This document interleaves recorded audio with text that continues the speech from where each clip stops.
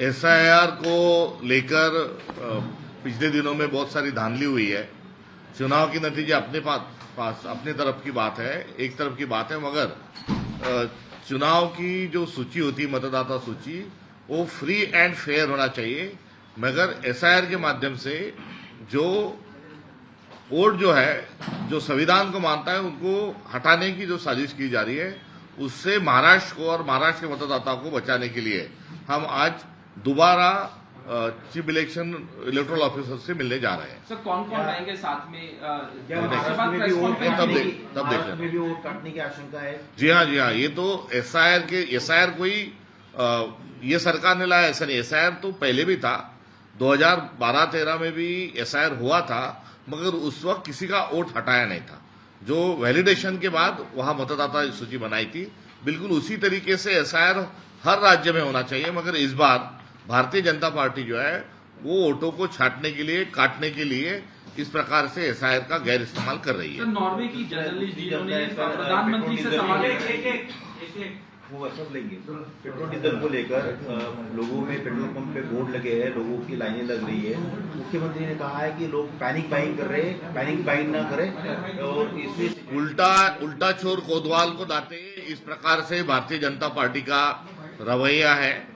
और ये जो स्थिति पैदा हुई है, ये सारे स्थिति में भारतीय जनता पार्टी उसके लिए पूरी तरीके से जिम्मेदार है।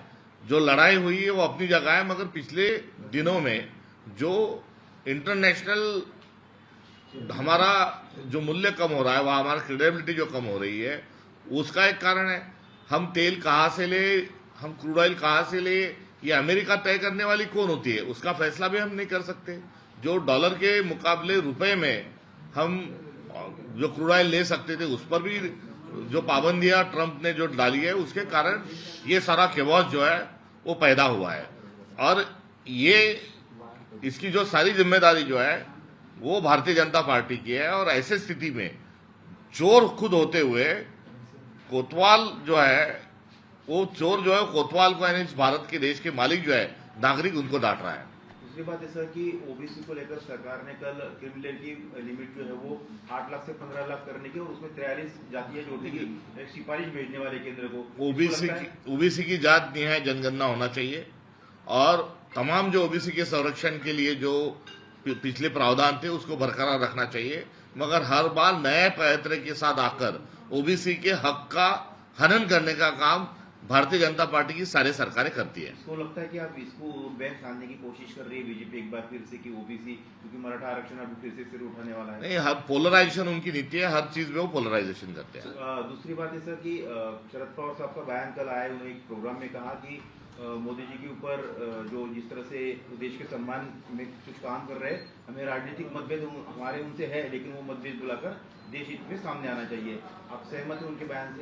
मुझे पूरा बयान उनका देखा नहीं, मगर मोदी जी जो है वो बहुत ही भारत का जो नाम है, जो भारत की लीगेसी है, उस लीगेसी को बहुत बेदर्दी के साथ उसको वो पूरा बर्बाद कर रहे हैं।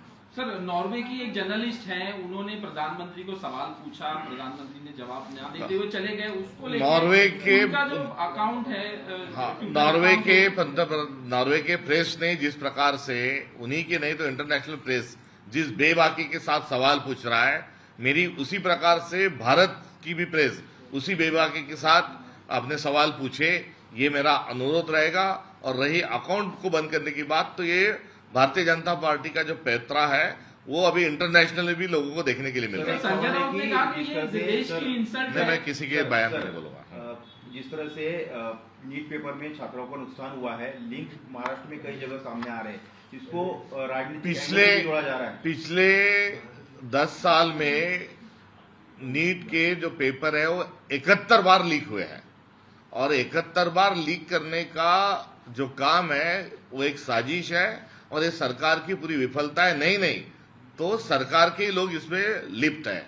राहुल गांधी जी ने इस मुद्दे को पार्लियामेंट में रखते हुए इस पर एक चर्चा की और एक व्यापक सुरक्षा की वहां मांग की थी, मगर उसके तरफ भी नजरअंदाज किया गया था। राजनीति का कहीं हो ना हो अपनी जगह है, मगर सरकार ही जो है वो युवाओं का जिंदगी बर्बाद कर रही है। और नीट में जो पूरा जो फेल्यूर है वो भारत सरकार की विफलता है। सर, उत्तर प्रदेश में राहुल गांधी मेरठ में हैं और ऐसे में योगी आदित्यनाथ का बयान आता है कि सड़क पर नमाज नहीं पड़ेगी, विधानसभा के चुनाव भी 2027 में, किस तरीके से? हर बात में पोलराइजेशन करना, हर चीज में पोलराइजेशन करना, ये आदत नहीं तो फितरत है भारतीय जनता पार्टी की। अरे कि आप क्रूड ऑयल नहीं ला सकते हो, बहुत डॉलर की तुलना में रुपया जो है वो बहुत ही बुरी स्थिति में जा पहुंचा है। हमारे देश से जो निवेश जो था उसको इंटरनेशनली उसको निकाला जा रहा है, युवाओं को रोजगार नहीं, किसानों के फसल को दाम नहीं, इस पर भी बोलिए। सर, जिस तरह से केमिस्ट एसोसिएशन जो है वो आज बंद रखा है, प्रोटेस्ट है, कल ट्रांसपोर्ट एसोसिएशन दिल्ली में प्रोटेस्ट कर रही है। सरकार जिस प्रकार से हमारे देश की अर्थव्यवस्था को चला रहा है उसी का ये आक्रोश है। Thank you.